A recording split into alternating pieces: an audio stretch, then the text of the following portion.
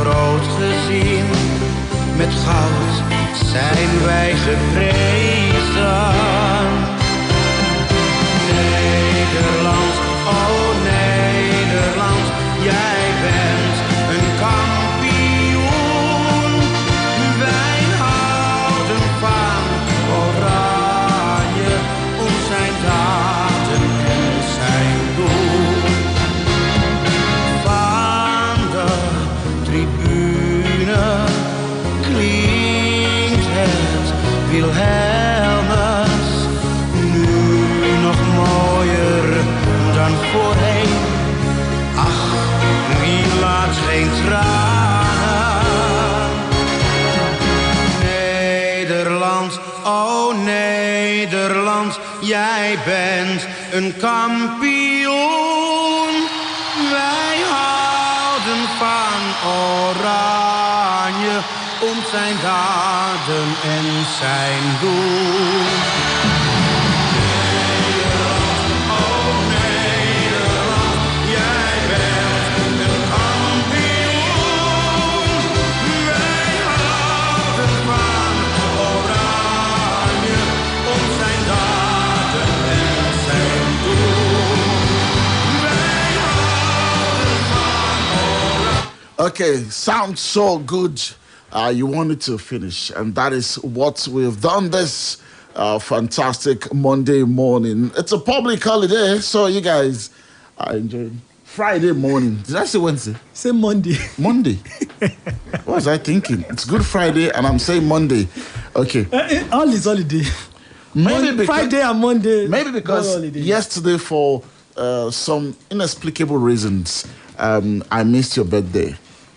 So happy belated birthday to Oluwafemi Akinosho Femi. Thank you so Yesterday much. Celebrated his golden jubilee. Turned 50.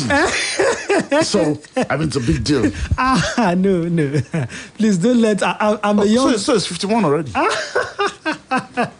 I'm a young man, no, I'm unmarried. Don't let all the eligible babes there think that... You needed to add unmarried. Yes, sir. I see. Don't let all the eligible people I there see. think that... So you thought I was going to spoil your market value. Please, it's very important. So you're up for transfer? Yeah, I'm still in the market, still, swimming in the... Well, I mean, for what it's worth, I'm Femite's manager, so I'm his manager, I'm his agent. I mean, if you need more information around that, you can actually get in touch. All application goes to Tunde. Olawuwo. Yes. I will happily receive those applications.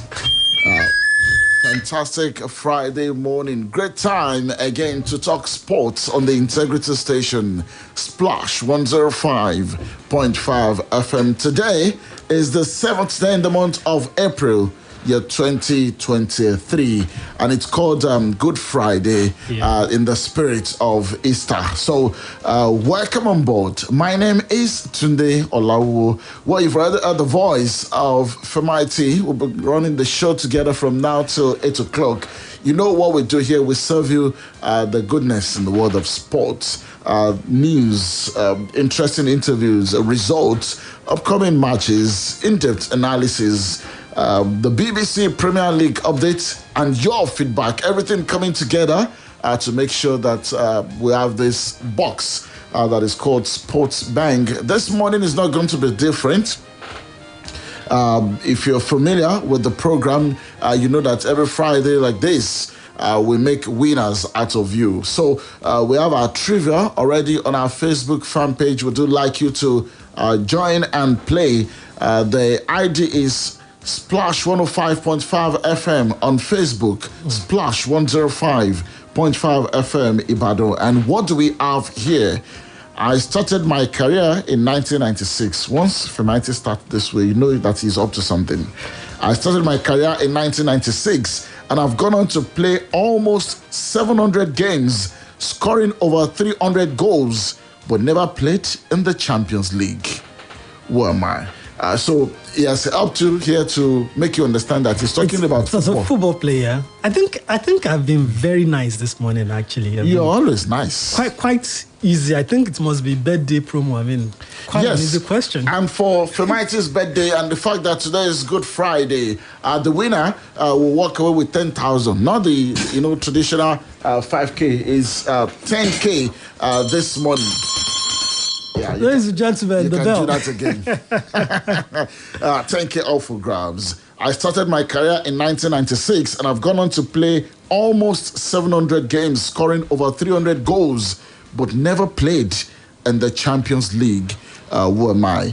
Be the first to get it right this morning by going to the comment section on our Facebook fan page and let's know who you think the winner is. But of course, for our phone games, it's still 5K. Okay?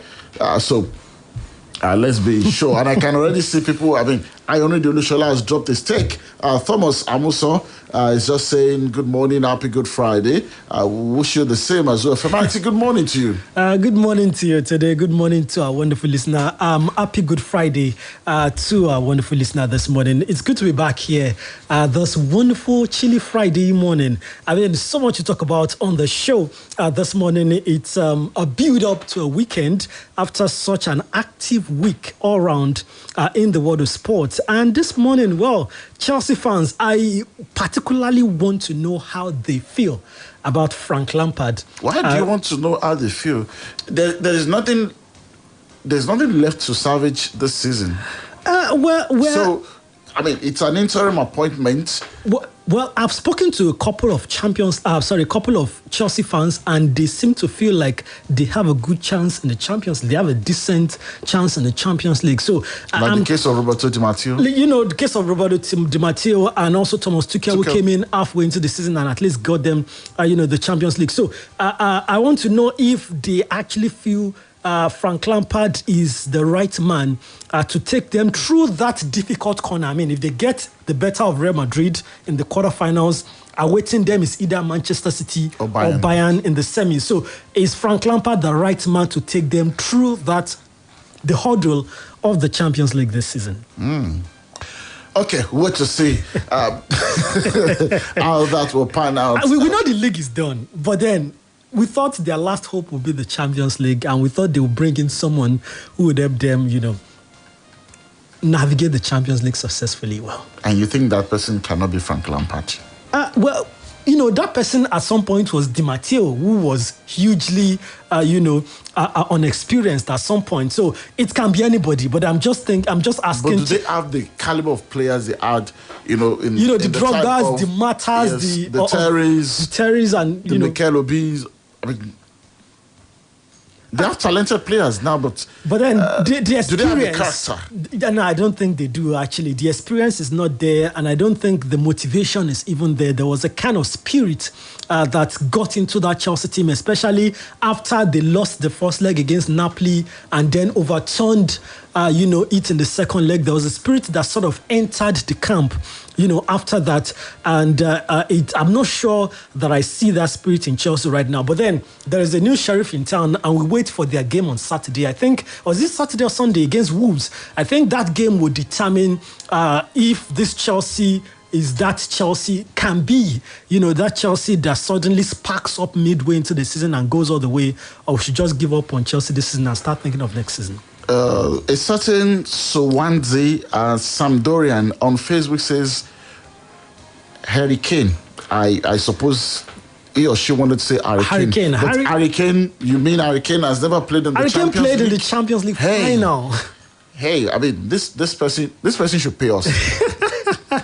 for thinking so lowly of Harry Kane. I mean, Harry Kane played in the Champions League final. He's a big boy like that. He may not have won a trophy, but then he's a big boy like that. You didn't have to add that, please. Infirmity. I mean, this is still your birthday week. We're not supposed to be, we're not supposed to be brutal this morning. We're not supposed to be. There's a brutal reality for the Super Eagles of Nigeria.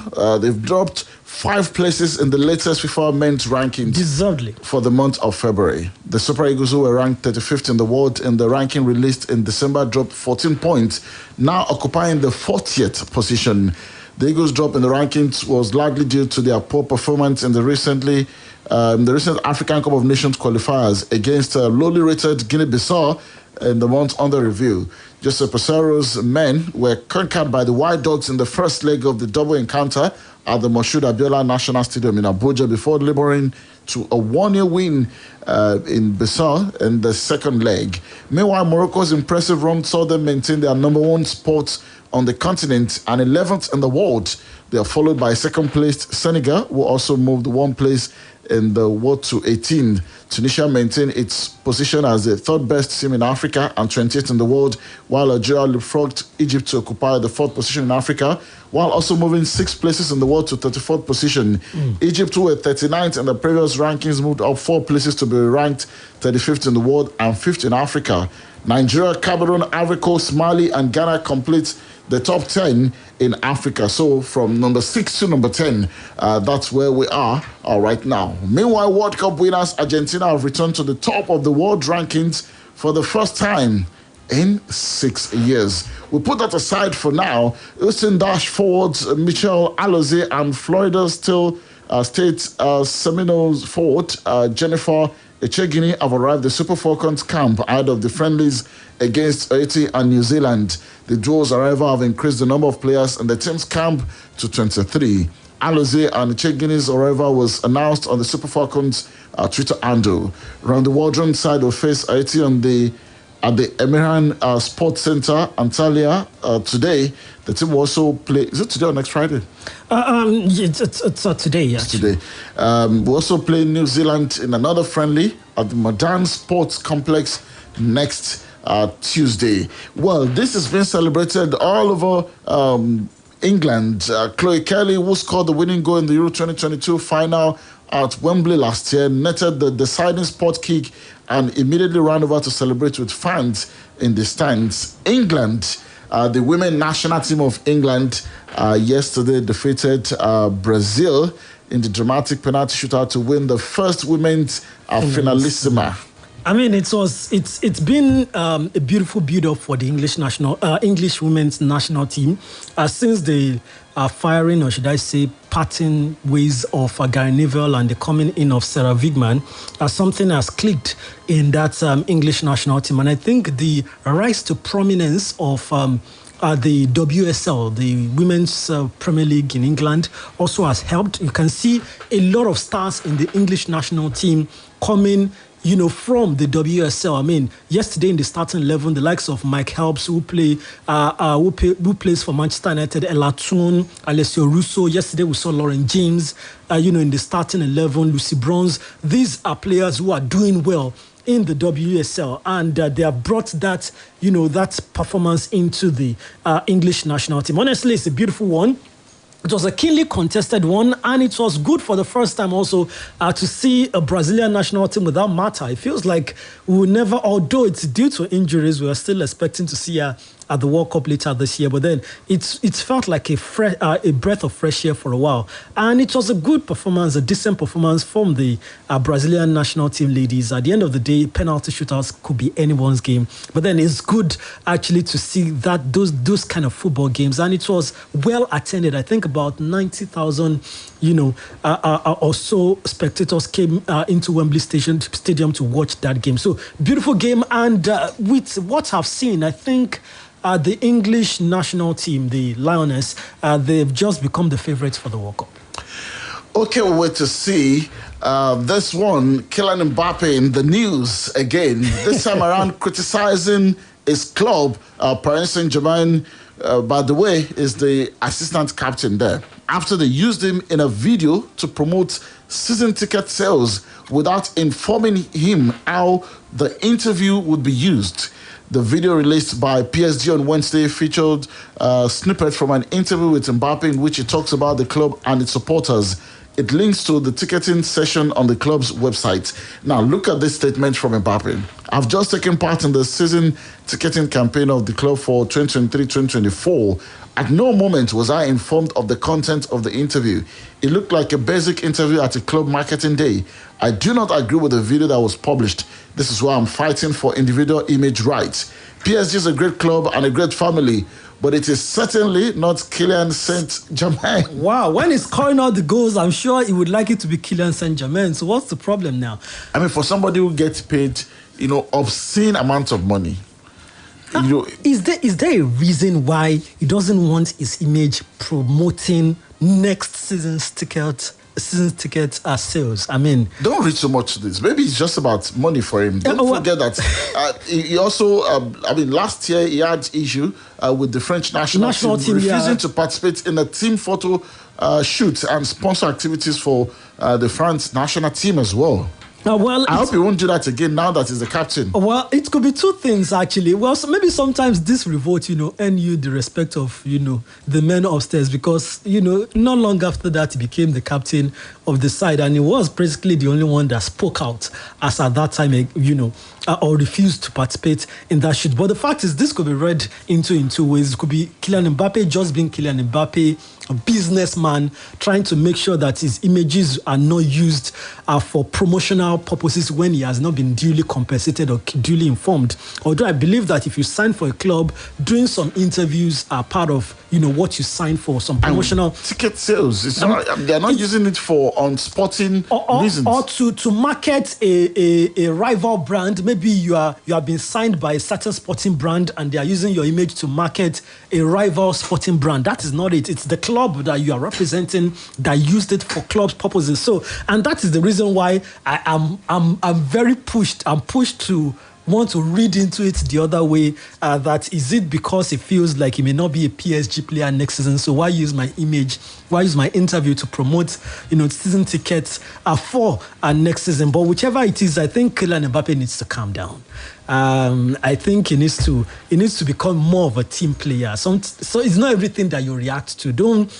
He's too young to start carrying the tag of being, problematic. I'm sure clubs generally usually love to avoid problematic players. I wouldn't love for him to carry that. Maybe he's also not showing enough respect to PSG. Do you think he would have done this at if it was Real Madrid? I don't think so. I think, he has so much power at the club. Because Real Madrid will tell you that, look, we've managed the biggest of Ronaldo, De Lima, David Beckham, Luis Figo, Raul Gonzalez. I mean, you are not the biggest player in our history, Ramos. So you cannot dictate to us.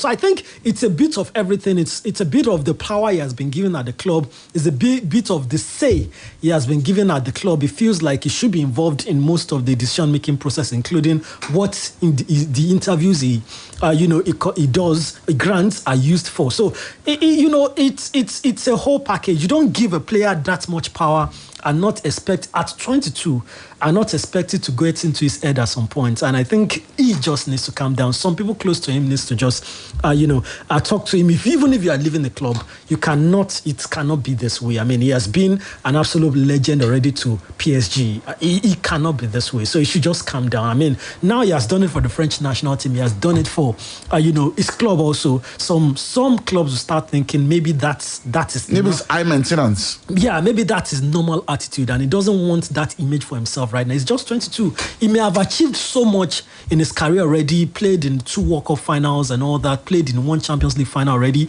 but then he still has so much to achieve. So you shouldn't think that he's big already. He has no idea how big he can still be. You should not, spoil it with all this, little matters. Frank Lampard has returned as caretaker manager at Chelsea until the end of the season. We'll take a break now to catch up with the BBC Premier League update. We'll be back. BBC Premier League update from the home of Premier League football. Hello, I'm Richard Newman at the BBC Sports Centre. 2 years after being sacked by Chelsea, Frank Lampard is their manager again. The club legend and former England midfielder, who lasted 18 months in the job last time, has been given the role on an interim basis until the end of the season. He succeeds Graham Potter, who was dismissed on Sunday. Lampard has been out of work for a couple of months following his sacking by Everton, and he says the decision to return to Stamford Bridge was an easy one to make. This is my club, so I have a lot of emotions and feelings towards the club. I'm also also a very practical person, you know, and when you become a manager, you understand that you don't manage the club that you say is your club forever. And obviously I've been on a different path since I left Chelsea. But to come back in a time where the club have asked me to come and take the role, of course that's the most important thing, but also with a belief that I can come and help the cause in this period to the end of the season. Manchester United have been fined $80,000 after their players surrounded the referee in the FA Cup quarter-final win over Fulham. Meanwhile, Liverpool have been charged with the same offence following their 4-1 Premier League defeat at Manchester City on Saturday. Nottingham Forest boss Steve Cooper hopes a statement by the club's owner will put an end to speculation about his future. Evangelos Marinakis said on Wednesday that he would remain as manager, but they need to improve, with the club only outside the relegation zone on goal difference. I think the club were annoyed with some articles or somewhat that had been written nights before games and on match days, and they felt like they wanted to put a bit of an end to that. Articles that didn't really bother me, if I'm being honest, because if they don't do this job, you know, we're all prone to stuff like this. And for more football news from the BBC, go to bbc.com/football. BBC Premier League update from the home of Premier League football. Okay, great to have back on Sports Bank this morning. Who is this guy? I started my career in 1996 and I've gone on to play almost 700 games, scoring over 300 goals, but never played in the Champions League. Okay, Ayonride Olushola says Mark Noble, 300 goals. Shitu Toib, Dimashi Mbokani, Lamzi Top Shotter says Ali Karimi. Gumbi Adesharif, good morning. Okay, Samuel already saying Anthony Di Natali. Same for Osadulo Nusakari.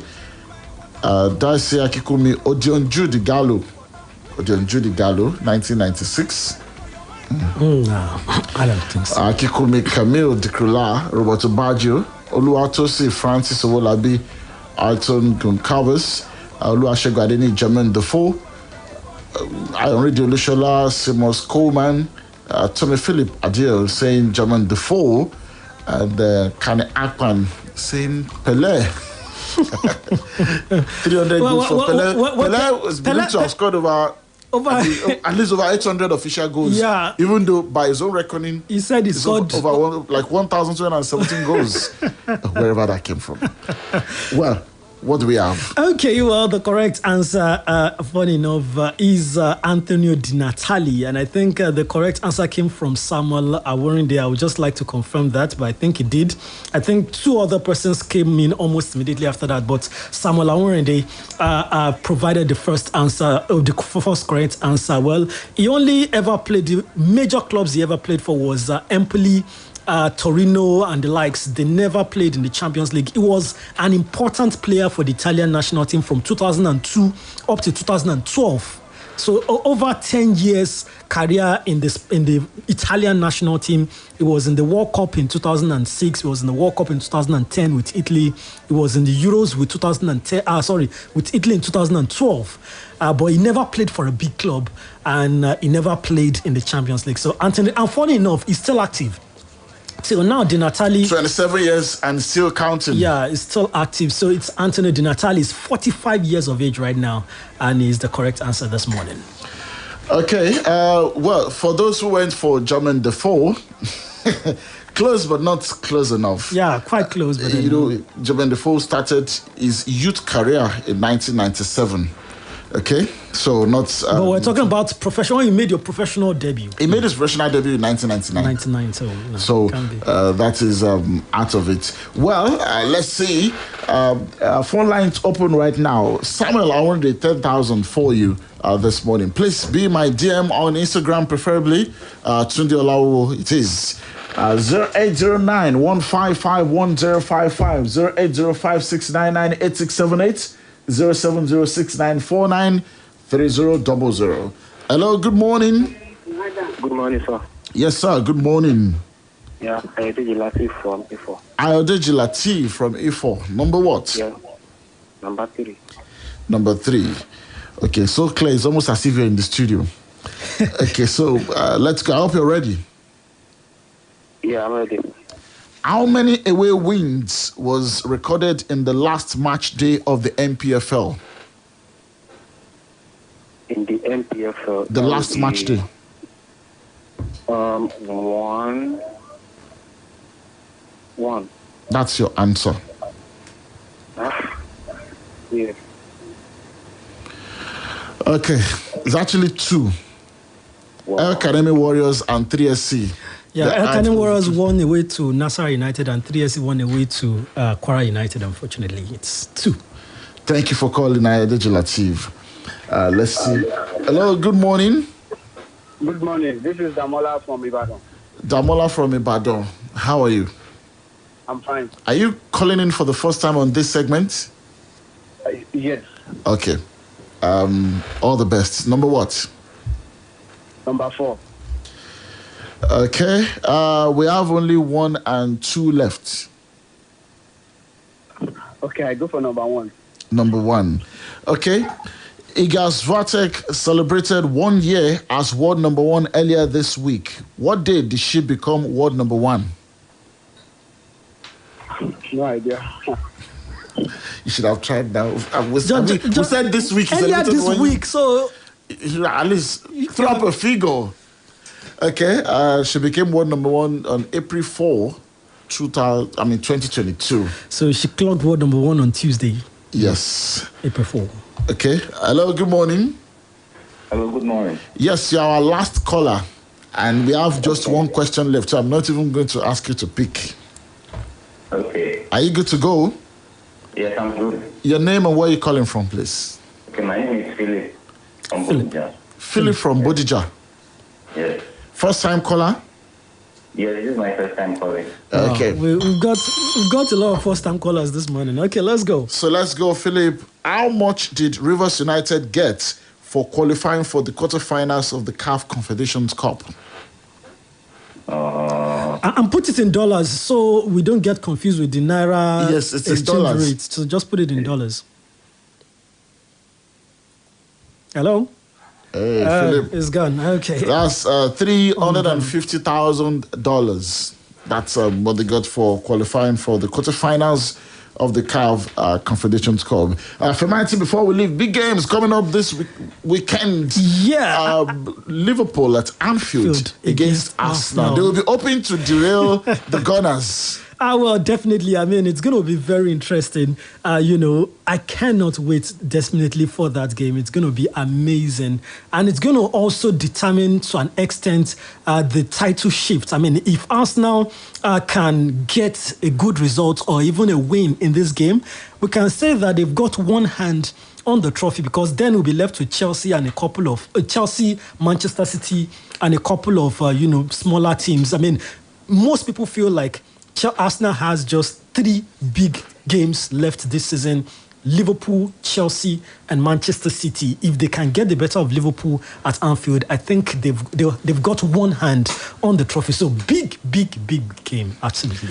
Okay, Olumide Andre says this is wicked now. Well, on Facebook.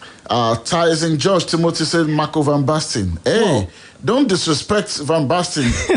You mean Van Basten never played in the Champions League? Come on. I mean, 3 people got the answer, so I'm thinking Ayomami, George Agbola said Timo Pukki. Okay. Somebody that was born in 1990. Over 300 goals. Come on, Timo Pukki. Femighty, thank you so much. Thank you so much, Tunde, for having me. And thank you so much to everyone who sent a birthday shout-out message yesterday. I really, really do appreciate. God bless you, really good. Thank you so much. Thanks to Super Josh this morning and Arakuni Goke. My name is Tunde Olawuwo. Tomorrow at 12:30, World Sports will be all yours. Don't miss out on that one. Have a fantastic Friday. Bye-bye.